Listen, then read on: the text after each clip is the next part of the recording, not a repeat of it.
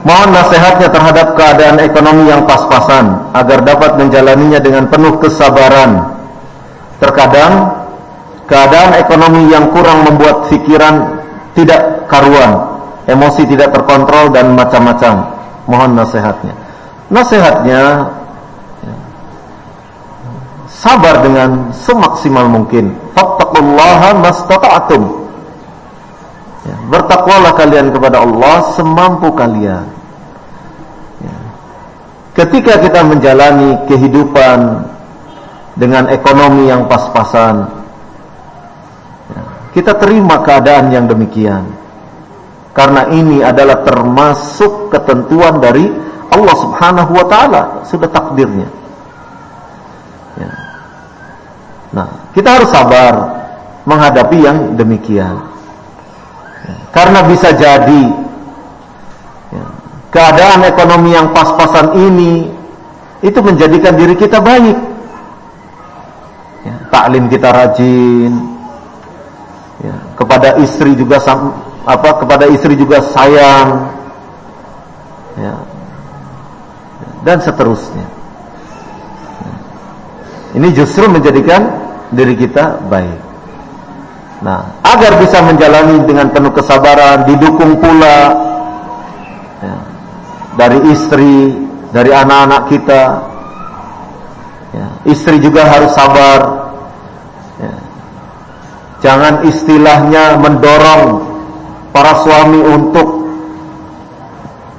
melakukan sesuatu yang di luar ketentuan yang benar. Hendaknya sabar. Nah, sehingga keadaan ekonomi yang bagaimanapun tetap menjadikan diri kita stabil. Nikmati saja keadaan yang kita alami. Ekonomi pas-pasan, nikmati. Alhamdulillah.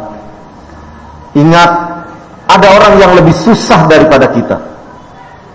Kalau kita bisa makan sehari 2 kali, mungkin ada orang yang makan cuma sehari sekali. Kalau rumah kita gedek dari bilik, dari bambu, mungkin ada orang yang belum punya rumah. Walaupun dia statusnya kontraktor, tapi dia belum punya rumah karena masih kontrak. Tapi alhamdulillah, kita punya sebidang tanah, kita dirikan rumah walaupun dari bilik, dari bambu, tapi ini rumah kita. Karena kebahagiaan tidak senantiasa ditentukan dari bentuk fisik. Bisa jadi rumah kita gedek, rumah kita dari bambu, tapi seisi rumah membahagiakan kita.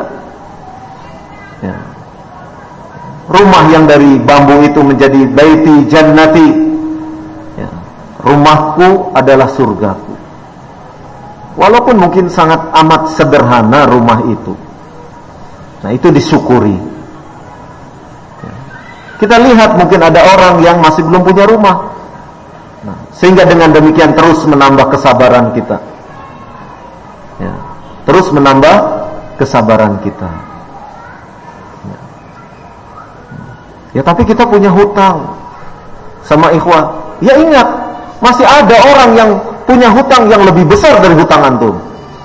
Terus ingatkan untuk mengingat bahwasanya kita lebih baik. Dan dengan demikian mudah-mudahan kita bisa menjadi lebih sabar dengan keadaan kita.